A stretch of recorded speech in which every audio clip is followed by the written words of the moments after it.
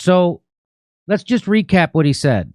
Ukraine is being armed as pawns of the West because we have fun killing. We have started a war. We have the most javelins on the European continent, and the European family has already collapsed, and Maidan would have been a gay parade if not for the Nazi influence. And so that guy's the leader of the C-14s. The C-14s was started as a youth wing of the Svoboda Party, founded by Ole Tenehambach. Is that how do you say his name, Max? Tianbach. And he's pictured there. Here he is shaking hands. So this guy, who's big neo-Nazi, shaking hands with this guy who's our president. C-14 signed an agreement with Kiev city government to patrol its streets in early 2018. And what happened? Well, months later, it began a campaign of pogroms against Romani camps. So that's gypsies, right? And so they're going around killing them. They're beating them. And it was sort of an official city program that they went down to the train station or the train tracks and just pepper sprayed a bunch of very destitute Roma people and chased them away and brutalized them. So let me just say C-14, the 14 in C-14 refers to the 14 words coined by American neo-Nazi David Lane. And those words are, we must secure the existence of our people and future for white children.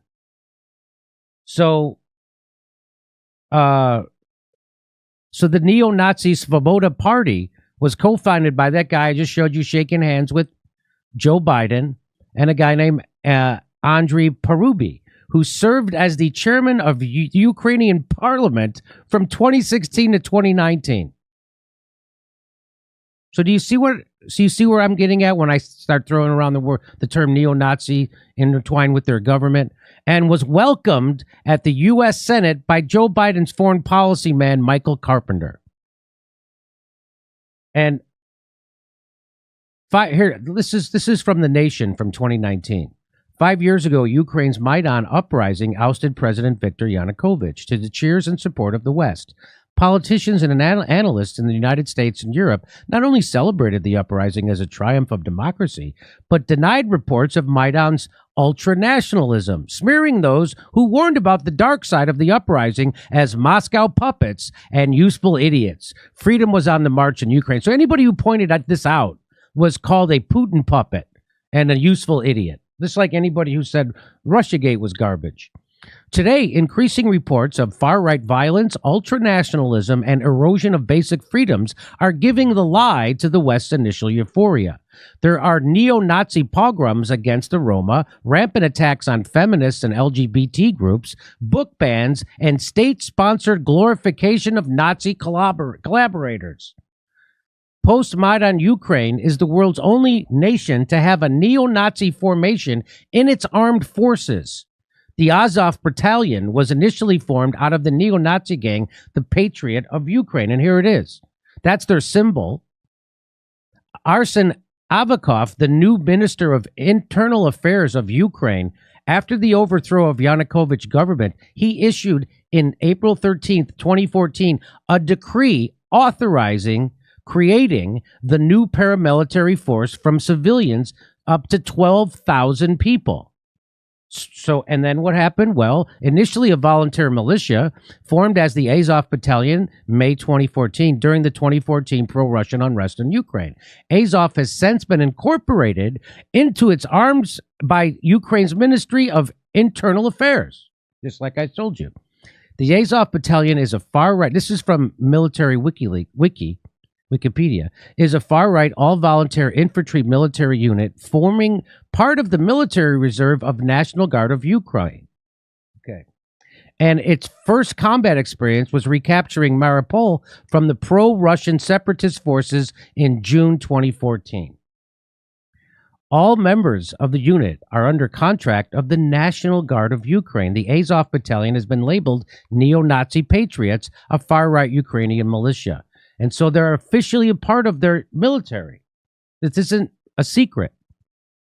Andy Beletsky, the gang's leader, who became Azov's commander, once wrote that Ukraine's mission is to lead the white races out of the world in a final crusade against the Semite-led Untermenschen, Beletsky is now a deputy in Ukraine's parliament.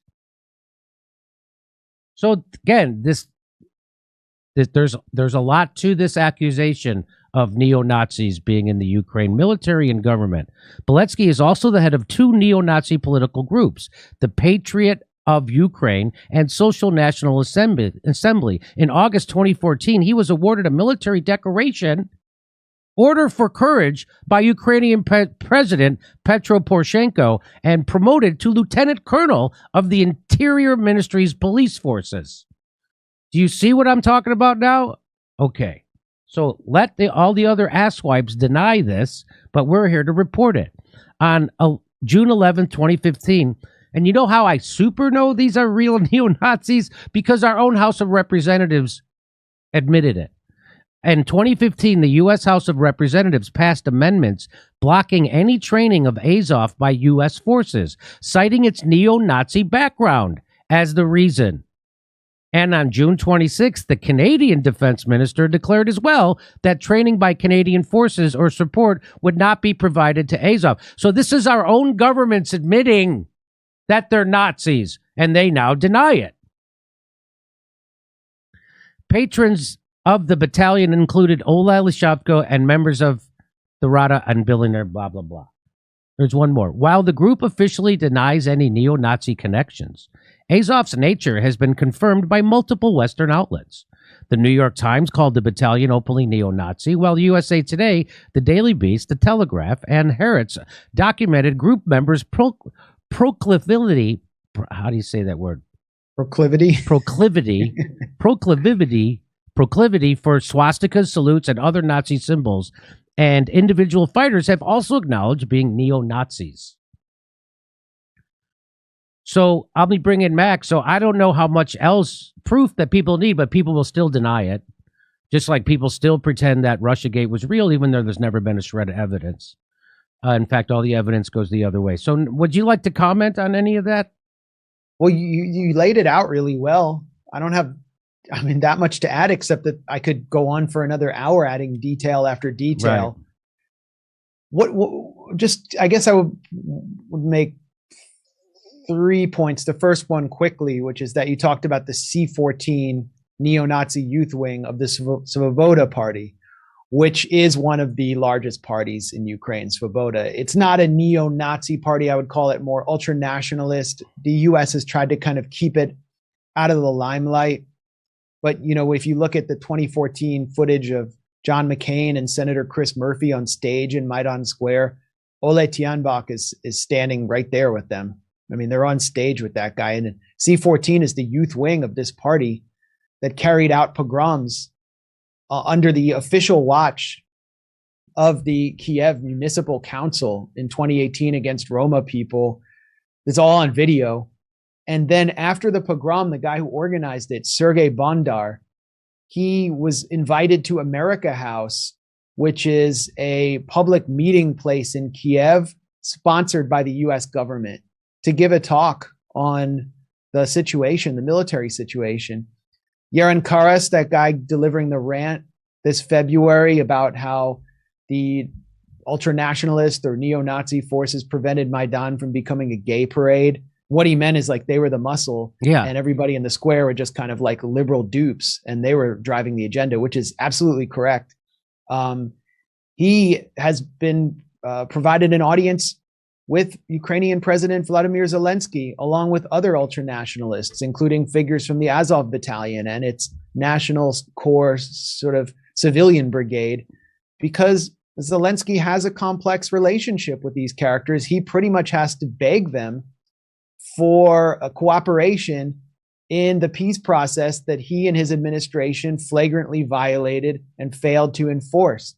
That happened in person in 2019 in a village called Zolote in the gray zone on the Donbass, in the Donbass area, where Zelensky went down to personally ask Azov battalion figures and right sector figures like Beletsky to leave in accordance with the Steinmeier formula, which called for withdrawal of troops and confidence building measures. And they just told him straight to his face, no fucking way get the hell out of here. Like they just disrespected him. And he said, he was begging them. He said, I'm not a loser. I'm 42 years old and I'm the president and you can't do this to me. And then he just went with his tail between his legs.